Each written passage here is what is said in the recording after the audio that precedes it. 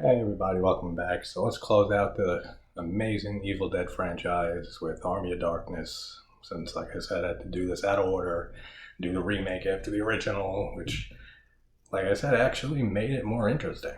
Seeing the original and then the remake, and then seeing two in Army of Darkness. Like just seeing that the real horror ones first, and then just gradually getting more comedic as it goes. Which is one thing I want to talk about first is just the evolution of this series is fascinating to me. Like the way that just on such a small budget, like $350,000, something like that, for the first Evil Dead, and the way that Raimi was able to pull off that movie under extreme crazy conditions, like I mentioned, everyone going through hell making that movie, and was still able to make one of the greatest horror movies ever, in my opinion. And then we went to Evil Dead 2, and the budget was much higher. I think it was like 10 times as much, like 3 million or something like that, 3 point something million, almost 4. And you can see it in the movie. You can see it in Evil Dead 2. Like, obviously, you can see how much bigger the budget is. And then we get to Army of Darkness, which was even much bigger. It was like $11 million budget. And you have Universal Pictures here, Universal Studios and stuff. Like, this is like a studio Evil Dead film.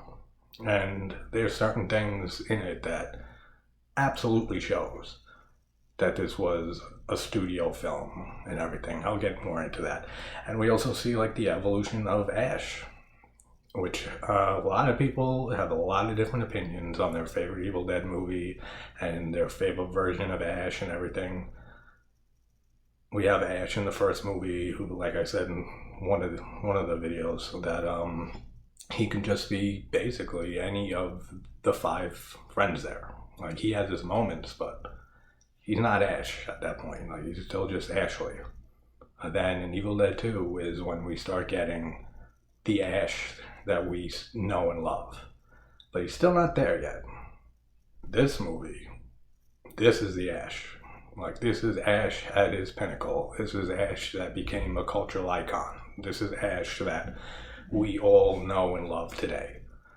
And actually, a side note, I actually just found out, because I was talking about birthdays, because my father's birthday is coming up. He was born in 58. It's coming up in like a few days. And that made me think, how old is Bruce Campbell now? And I looked it up. His birthday was just like a week ago. It was like on the 22nd. So happy birthday, Bruce. And I'll even retroactively say, you know, I did this series for Bruce's birthday. I'll be like Bruce, trying to retroactively say connect the first and second movies. So yeah, I decided to do all this as a birthday present to Bruce Campbell.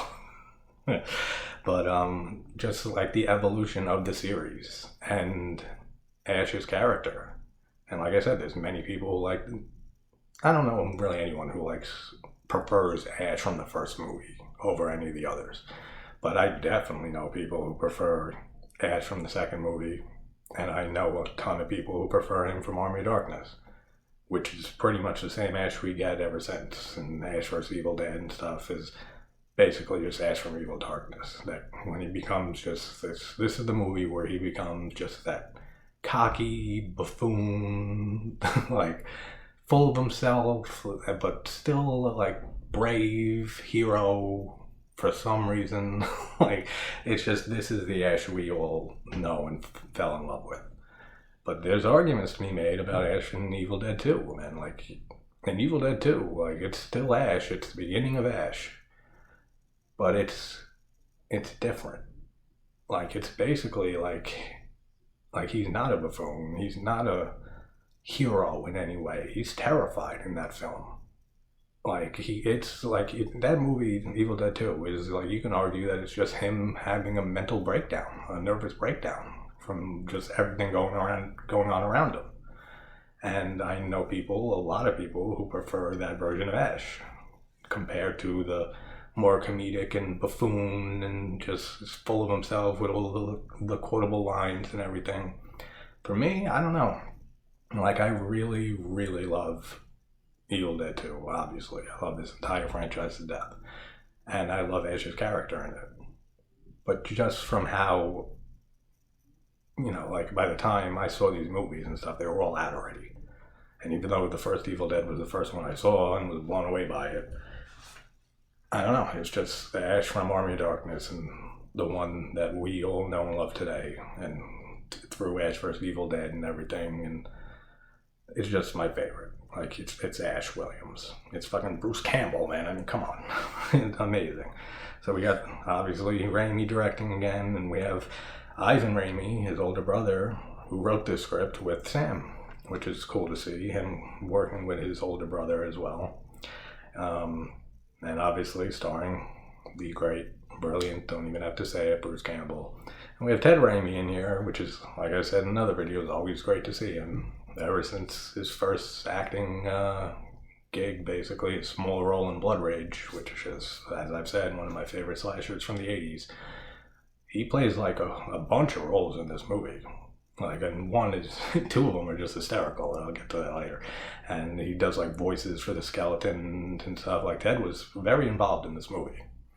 And you can tell, like, if you know Ted Raimi by now and stuff, like, you can look at this movie and see and hear Ted's influence and stuff, like, all over this movie.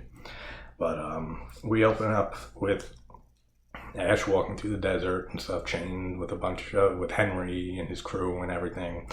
And he gives his little voiceover and recap from the last movie and saying he's a slave, but that makes no sense. I said in Evil Dead 2 video, I said the continuity for this series and franchise is so all over the place and so different from movie to movie to the TV show. Just everything is just completely different from time to time, from like installment to installment. And I said, I am huge on continuity. I hate when most movies break with sequels and further installments and franchises break continuity. Whether it be like changing an actor or an actress and stuff like that to just small continuity errors and stuff. Usually it's a huge thing for me. Like, I do not like that. This is one of the only franchises that does not bother me in the slightest. Because it's still brilliant no matter what.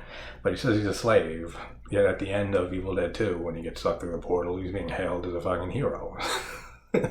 Like, no, and he's not even a slave, he's a fucking prisoner. Like, he's not a slave. That implies that he's doing stuff for these people. He's not. He's being walked and led to his death. He is a straight up prisoner in the beginning of this movie. And then we see him saying how he had a job, and we get the classic line, and we get S-Smart for the first time. Shop smart, shop S-Smart. Like, so good. We have Bridget Fonda as our third Linda in the franchise, and God, she's so gorgeous. She was so gorgeous back then. And she was in a lot more scenes.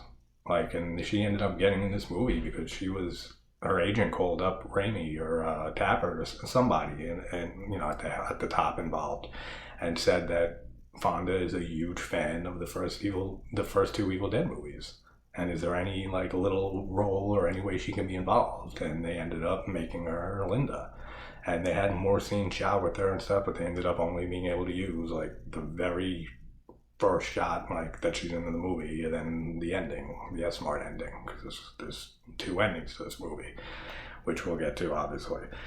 But she's so gorgeous in this movie, Bridget Fonda, man. And this whole recap at the beginning adds credence and more evidence to what I was saying in the last video of Evil Dead 2, that it's a remake. Evil Dead 2 is a remake, an update to the first movie. It is not a sequel. And like I said, everyone can believe what they want, have their own opinions 100%. But to me, like I said, I won't hear anything else about it. It's a fucking remake, Evil Dead 2. And this recap at the beginning of this adds more proof to that. He doesn't say that he went to the cabin with his friends and stuff like that, and all the crazy shit happened, and then he went back to the cabin with another girlfriend. No, he says he went to his cabin with him and his girlfriend, Linda. And then Linda got possessed by the Deadites, the demonic force and everything, and he had to kill her, and then he got possessed and stuff, and then they show the event and a few events from Evil Dead 2 and him getting sucked through the rift and him ending up here in Army of Darkness. So again, that adds more proof. Evil Dead 2 remake, update, not a sequel. There's so many memorable characters in this movie, just like in every other movie. That was one of my gripes with the remake. Besides loving the remake to death, is the characters were not that memorable, aside from Mia and Eric. The rest of the franchise, every character is memorable for me. And this movie's no exception. Like, just the wise man, Henry is amazing. Just the presence that he brings every time he's on screen is amazing. Like, he's such a great character. And Arthur, King Arthur and stuff is great too. And he even said in an interview that this was something completely different for him to do. Because he's British and stuff. Like, he's used to doing, like, Shakespeare. And so even Campbell said in an interview, like, these English guys and stuff, they're used to just sitting on tea and doing, like, Shakespeare and stuff. And now he's in, like, this Evil Dead crazy fucking movie that... But he does such a great job too. Like, everyone does such a good job in this. Like, I love when the wise man at the very beginning, after he falls to the ground from the portal and everything, and he says that to Arthur, like, this is the man prophesied from the Necronomicon to come save us. And Arthur's just like, this buffoon? And like, he's like, no, he's part of Henry's men. He's just like, to the pit with them. And so funny. And man, Sheila too, the actress who plays Sheila, I forget her name, but she is so beautiful, and she is just such a lady. She is just such a proper lady, a proper woman, just like absolutely stunning woman. And they had to fight to get her in this movie with Dino De Laurentiis, because he even with Evil Dead 2, but much more with this, was handling like the overseas sales and everything and distribution for the movie. And Campbell was saying that they can't just show, like, when you show the casting and stuff to a producer and stuff like that, you can't just show one pick. You have to show like a few. So they had to show some other woman playing for the role, like, trying to be cast for the role, and she was a lot more shapely and big-breasted and everything like that, and De Laurentiis wanted her, but like Campbell, Raimi, like, they did not like her performance at all. They loved the one who ended up playing Sheila, and that was their pick. Like, they didn't want to budge on it. But De Laurentiis was just like like obsessed just with the shape and figure of this other actress, who was nowhere near as good as the one who was finally cast. And like, it was actually a major fight to get this actress in this movie. And they had to like remake her up and stuff like that, and reshoot some scenes and send it to De Laurentiis, and he finally caved. Which is, thank God he did, man, because she's so great in this. And we get the classic line from Ash to Henry, when he said he's the leader of the Northlands and everything. He's like, you ain't leading but two things right now, Jack and shit. And Jack just left town. Fucking every line in this movie, like, when people like say lines from Ash Williams and stuff, it's from this movie. Like 90% of the time. Maybe some Evil Dead 2 quotes, but like Groovy, his first Groovy and stuff. But all of his classic lines are from this movie, are from Army of Darkness, for sure, without a doubt. And it's just amazing. They're just like all iconic lines. Like, if I had to write down every quote from Ash in this movie, we'd never be done here. It's just one after another after another. And then we get the whole pit scene and stuff, and they push the first guy in, and we just get the fountain of blood that just shoots up into the sky, and everyone starts cowering back and everything. Like, they've never seen this before, but yet this pit's been there, and like, it implies they've used it before for traitors and for, captures and stuff like that, prisoners. And so that they like act like way too surprised like by what happens. And then the whole pit scene when Ash gets thrown in and stuff, and just with the Deadite there, and him punching and fighting the Deadite, and the wise man comes and throws the chainsaw down, and we get him jumping in the air with his stub and sticks it right into the end of the chainsaw and destroys the Deadite, and we get the other Deadite, and they call for the spikes to come, and the walls with the spikes are closing in like Star Wars style compactor, and he just like takes his belt out and he becomes like a fucking superhero in this movie. He just fucking throws his belt on the chain and lifts himself out and everything. Awesome. Such a great scene. And like I said, Henry is just such a great character. The way he just like goes up to Bruce and to Ash, and he just like grabs him and stuff. He's like, yes, and he just like starts cackling and laughing and like riding out of there and stuff. So funny. Then we just get the first time we hear him refer to his shotgun as the boomstick. It's like that whole scene too, like with him just taking control of the whole situation and knocking out Arthur, and just everyone is terrified of him at this point after him escaping out of the pit that assumedly, like I said, they've used before, and nobody wants anything to do with him. And you go going around and saying, you want some? You want to deal with this? And the way that he just talks about the boomstick and stuff, and he's holding it up and he just does like his sales pitch. He's at S-Mart. He's like, got get it at S-Mart and stuff. Double barrel or whatever is the model and everything. He's like, goes for $109.95, and like he just gives like this whole sales pitch on the shotgun and stuff to these people from the 1300s. Like, oh, it's so funny. That's such a great scene. And then we have the scene with the witch, or the like potion lady or whatever the hell she is in the castle, and she turns into a Deadite, saying you'll never get the book and everything like that, and he shoots her and has that whole little sequence with her. And that leads to like my biggest gripe with this movie. There's no gore. There's no blood or gore in this movie, except for the fountain of blood that comes out of the pit at the very beginning. Like, I don't, like, and I can see why, like I was saying earlier, with it being on such a bigger budget. It's a studio film, you got Universal Studios and stuff here, and it makes sense. Like, they probably just wanted to, I don't think it was Raimi. I don't think Raimi was trying to cater to a bigger audience or anything. I think it was the studios. And you can also argue, too, that, like, there's so much effects in this movie.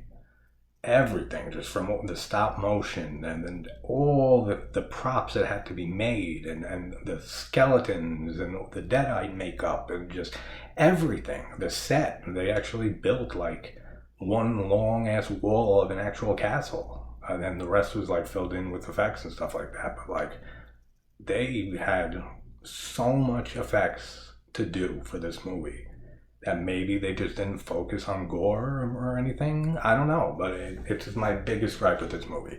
And like I said, I love this movie to death. It's not like a major gripe that ruins the film for me in any way. But I can just think of, like, if you just took the gore from the first two movies and added that in here, would be so much better. But we got what we got, and it's still brilliant. So it really doesn't matter. We get the iconic mechanical hand for Ash and stuff. Awesome. Just the way they're making it, then him pumping it on and stuff. And I remember Raimi saying, or Tappert saying, that the way Raimi wanted it designed was like after a toy when he was younger, like a glove thing or a gun or something like that, like a toy gun that you would have to pump it. So he wanted that implemented and stuff, and that's why they ended up making it that you have to, like, Ash pumps it onto himself when he's putting it on. And then he grabs the fucking chalice or whatever to drink, and he just crushes it. So good. And then we just get the infamous words, man. The Klaatu Barada Nikto. Make sure you say them exactly. Oh man, this movie's so brilliant. It's so funny. The point of view, the POV shot in the woods, like as it's like just like in the other movies, but as it's like going through the woods and then it's splitting through the trees and stuff like that. That'd have to be a hard shot to get, man. Like, it's not like the first two movies when it's just weaving around the trees and stuff. Like, the trees are, like, splitting as the camera's going right through it. Like, that had to be a real hard shot to get. We have the mini Ash scene, which, again, is just hysterical. And just, like I said in Evil Dead 2, like, Raimi and Campbell and stuff were huge Three Stooges fans. And it absolutely shows in this movie. It did in Evil Dead 2 also, to an extent. Like in the scenes with Ash breaking the plates on his face and throwing himself all over the place and everything like that. But this movie, like, some of the scenes are just straight up skits, like could be skits with the Three Stooges. Like, you can absolutely see the influence, like 100%. So we have the mini Ashes that pop out and stuff like that, and they're all just antagonizing him and stabbing him with a fork and fucking all the crazy thing. They tie him up like Gilligan's Island style and everything. Like, so good, man. And he puts his face gets stuck to the grill or whatever, and he has to like spatula it off. But yet his face looks perfect. Like, there's no burn marks or anything. Like, he drinks the scalding water after the mini him, like, jumps down his mouth and everything, and yet he's completely fine after that. Like, drinking scalding hot water like that would destroy your fucking vocal cords. You're fucking going to your lungs. It's fucking, you would not be fine. That's the point I'm trying to make. You would not be fine. But again, it's just the slapstick humor. Those are just little nitpicks. And then we have just the fight between good and bad Ash and everything. And again, this is where the Gore thing comes in. Like, when he shoots him and stuff, and then he takes the chainsaw to him to like slice when he's slicing him up with dismembering him with the chainsaw and stuff. The other movies, we would have seen just arms, legs, head, blood, gore being chopped off, and just all of that. And so we get nothing here. But again, it's just my biggest gripe of the movie, but it's such a small gripe in the grand scope of this franchise that it really doesn't matter. Like, this movie is just a straight up fantasy action comedy with small horror elements. That's the best way I would describe this movie. I would never refer to this movie as a horror film, like just a straight horror film. Absolutely not. This is a adventure fantasy comedy, like through and through. And I love it to death for that. And then we have the cemetery scene when he sees the three books, and the Necronomicon looks nothing like the Necronomicon from the first two movies. Like, completely different. And I know that they made like 5 or 6 versions, and that somebody actually stole like the main book that they made, like the prop, like during like the very beginning of filming, which I mentioned in one of the earlier reviews, I think. But fucked up, man. But I can see where they're coming from in a way, just because like they must have already knew how iconic that book became with the first two movies. But to steal a prop like that, man, that's fucked up. But who knows how that book looked? Maybe that book was the main book. Maybe it looked a lot closer to the book from the first two movies. But these books look nothing like, not nothing, but like they really look a lot different than the first two films, for sure. And we have him trial and error with the books, and goes sucked into one of them and comes out with his face elongated, and he's shaking it, and it's still his face isn't right. He shakes his head again and stuff. So funny. And then the other one flies around and is attacking him and everything. He's like, I'll get back to you later. And then we have probably the most infamous scene from this movie, or just lines from this movie, when he has to say the words again. And it's just like, Klaatu, Barada. Damn it, wait a minute. What was the word again? Like, it's an N-word. It's like necktie, or and he keeps saying it's an N-word, and like that must have sounded bad back then. And it reminds me of Joe Rogan in one of his stand-up specials when he's saying like 3 magic words that like you can't say and stuff, and like the N-word is one of them. And he says it, and he's like, see? He's like, even explaining it's a bad word, and it's like, gets a bad reaction. He's like, I almost never use the N-word. I never use the N-word, unless I'm positive there's no black people around. That's so funny. But that always reminds me of that ever since I saw that special. Anytime I see this movie since then, it reminds me of that for some reason.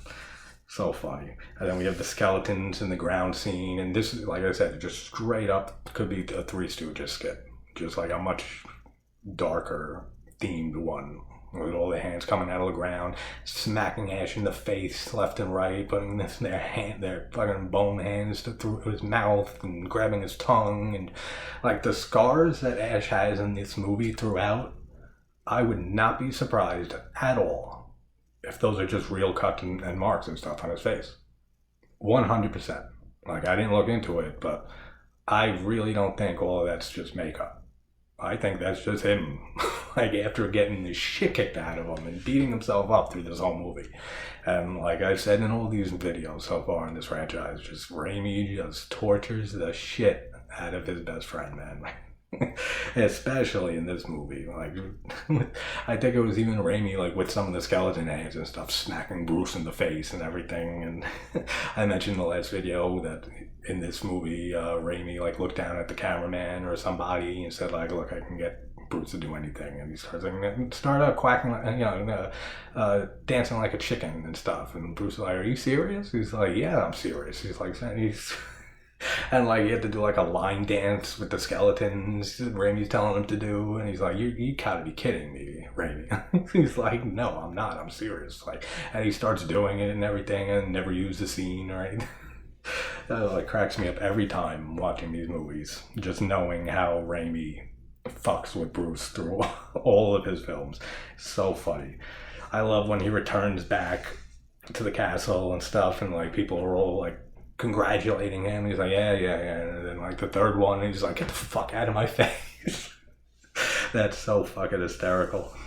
And then back to the cemetery thing. How do I even forget this? And then he finally, when he says the words, like, Klaatu, Barada, oh, it's so funny. That is so classic. I don't know how I skipped over that, man. But, oh, what a classic line. And then again, when he gets back and stuff, and the wise man comes up to him, he's like, because like they had like the lightning and everything like that, so like he knew something was kind of wrong. He's like, you said all the words, right? And he's like, yeah, I said the words, basically. He's like, what do you mean basically? He's like, did you say the words exactly? Like, well, maybe I didn't say every single little tiny syllable, but I said them, yeah. Oh, that's such a great line. That might be my favorite line in this movie. That and the whole 3 words that he can't get out and coughing and stuff like that. But that is such a great line. Then we have the flying demon who takes Sheila, and it looks great. Like, it looks much better than the one at the end of Evil Dead 2. Even that one looked good. Because we have K&B, special effects back here doing the majority of the effects for this movie. I think there was another team that worked on like Dead-Eyed Ash and stuff like that. And like they worked on like maybe 30% of the effects in the movie, and the rest was all Nicotero, Kurtzman, and Berger doing the effects for this movie. And like I said, man, they had some work that they had to put in, because the amount of effects in this movie is stunning that they were able to pull all this off. I mean, they had an $11 million budget, sure, but still, the amount of work that had to go into all of the effects and props and molds and casting and everything in this movie, the stop motion, everything had to be just unreal, and just so much work, man.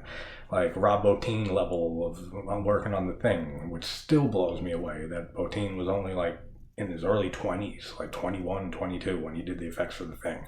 And he was working like fucking like 12 to 18 hour days, 7 days a week for like a year or something like that. And yet they had to treat him for exhaustion like numerous times and stuff. Like, damn, man, just the amount of work that he put into that film. It's my favorite horror movie of all time, The Thing, which I've said on here many times. And same thing here, like the amount of work that they had to have put in to this movie to get every prop, every effect, everything is just astounding. It really is. And I love when we have Ted Raimi as playing one of the soldiers and stuff, when they're all debating whether they're gonna stay and fight and everything. And he's like, he's the only one going like, no, I'm scared, I don't want to die and stuff. And then like 2 minutes later, not even, when Bruce is like saying who's with me and stuff, like he's the second one, and he's playing a different character, and he's like, "You can count on my steel." Like, that's so funny. Ted is he's another genius, man. Like the fucking Raimi brothers, man. Even Ivan too, for writing this stuff. They just got some sort of DNA, man. They really do. Fucking amazing. Ted is so great. I love Ted. Seeing Ted in anything is a treat for sure. Ash teaching the knights how to fight with the swords or the spears or whatever. That's hysterical. That is so funny. That he's a fucking employee at a supermarket. And yeah, he fought the Deadites a little bit in the cabin and stuff like that, but he didn't know what the hell he was doing. And he comes back to the 1300s, where they are actual knights who fight all the time using swords and everything like this. And you have Ash teaching them like choreographed fight sequences and stuff. That's so funny. That is hysterical. Absolutely hysterical. Then we have the whole ending with the whole battle and everything. I mean, there's so much you could talk about with it, but this will run so long. But just like before that, when Ash is digging out of the Delta and everything, the trunk, and for some reason happens to have a chemistry book in there. Maybe I guess it makes sense. Like they're college students and stuff in the first movie, going up to the cabin and everything. It makes sense. He might have that in there. And he's like in the blacksmith, who's another great character. The blacksmith is so memorable in this movie. He's great. It's killing me. I can't remember the actor's name. Can't remember who played him. It's like on the tip of my tongue. I can't remember it. But he's another amazingly memorable character in this movie. Like, all the main characters in this movie just do such a phenomenal job. Like, if Evil Dead 2 was pretty much like Bruce's movie, this isn't as much. Obviously, he does carry the majority of the film. But the rest of the main characters in this movie are just so good and so memorable in their roles that it feels more like an ensemble cast than just Bruce. Like in the second movie. And the second one had all memorable characters too. I love every single one of them. But I don't know, you know what I mean? Like what I'm talking about? Like this movie just seems like Evil Dead 2 seemed more of like Bruce's show. And then this one just seems more like just an ensemble cast of just amazing actors and amazing characters. I don't know, maybe it's just me, but you get what I'm trying to say. Come on. And when he's making the gunpowder and everything like that, and the wise man is holding a bag of it, and he puts it over the candle, and Ash moves his hand back, and so funny. And then they use those to rig the arrows and catapults with and stuff, with gunpowder, while they're shooting at all the army of Deadites and skeletons, and it's exploding them all apart and everything. So good, so awesome. And that whole scene with the Delta rigged up and stuff, with just like the propeller blade or whatever that is, and mowing down all the skeletons and everything like that. That whole sequence with the Delta is just so good.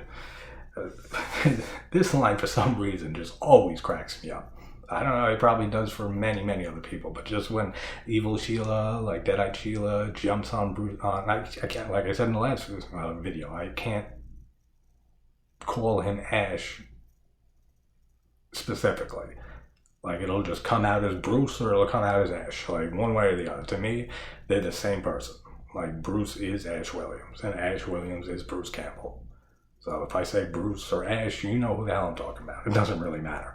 But when Deadite Sheila climbs on his back, and he's like, he just says, the way he delivers the line, he's just like, "You crazy bitch, get that off of me."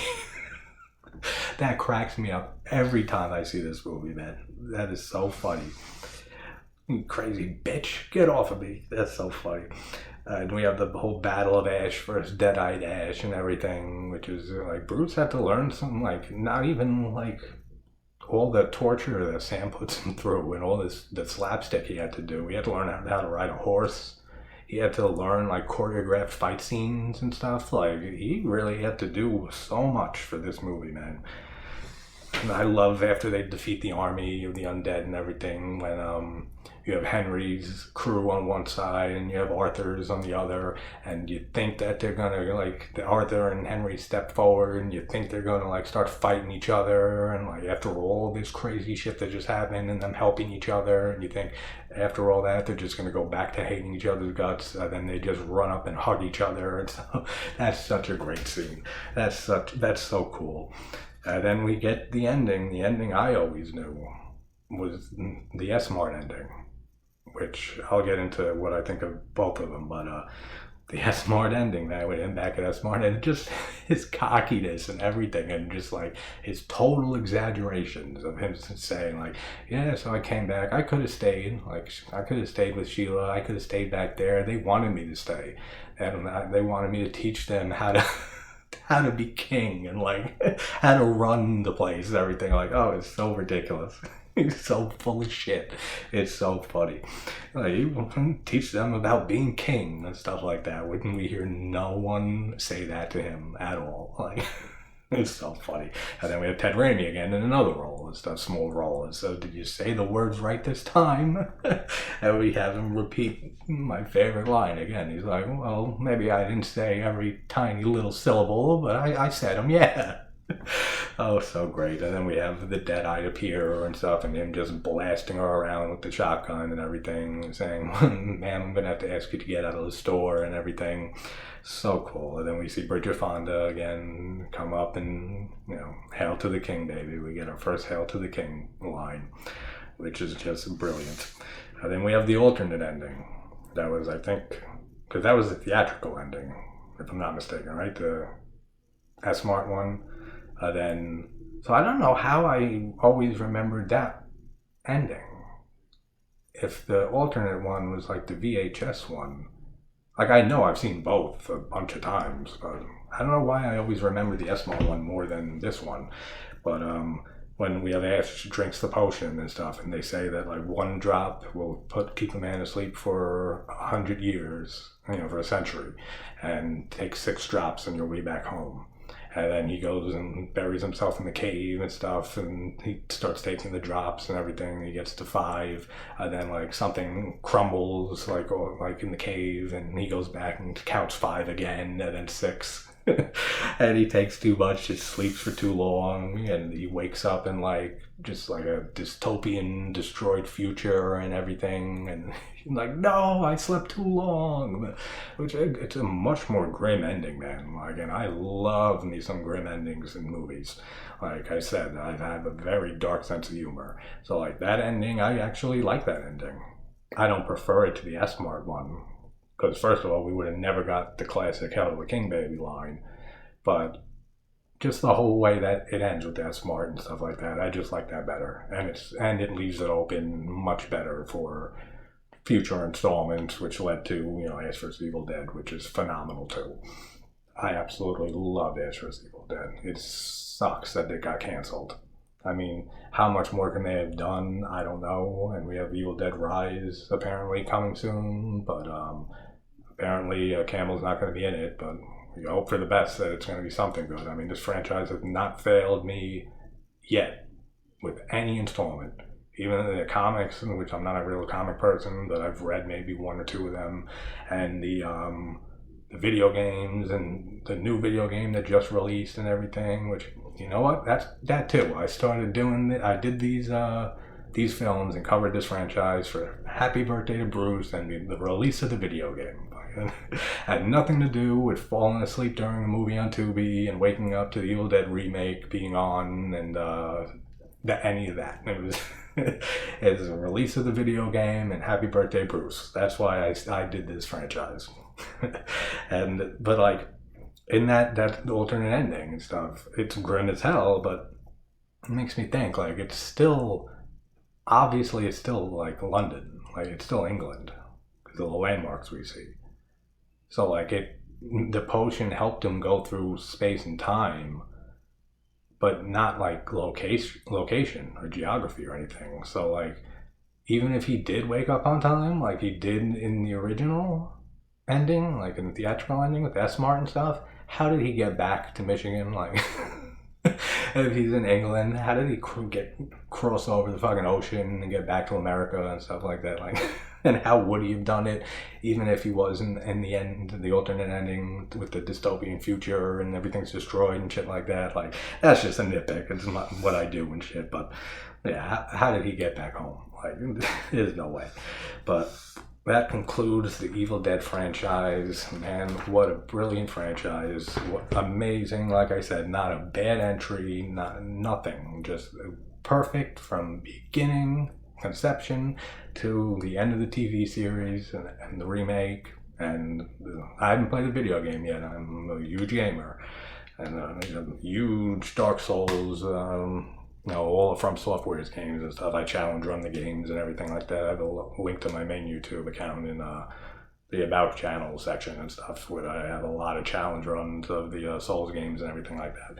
So those are mostly the games I play and stuff, but I played the Friday the 13th game when that came out, and I absolutely want to play the Evil Dead game. I just completely keep forgetting about it to just buy it and play it, but I hear it's great. Like, I hear it's absolutely awesome. So that's another just great thing added to this franchise. So we can only hope for Evil Dead Rise to be yet another just amazing entry in this franchise that cannot fail. Like, it cannot fail at this point. Like, from fucking 1979, 1980, when they started filming the first one, this franchise just can't do wrong. It can't. Raimi is just such a fucking genius, like I've said so many times in this series.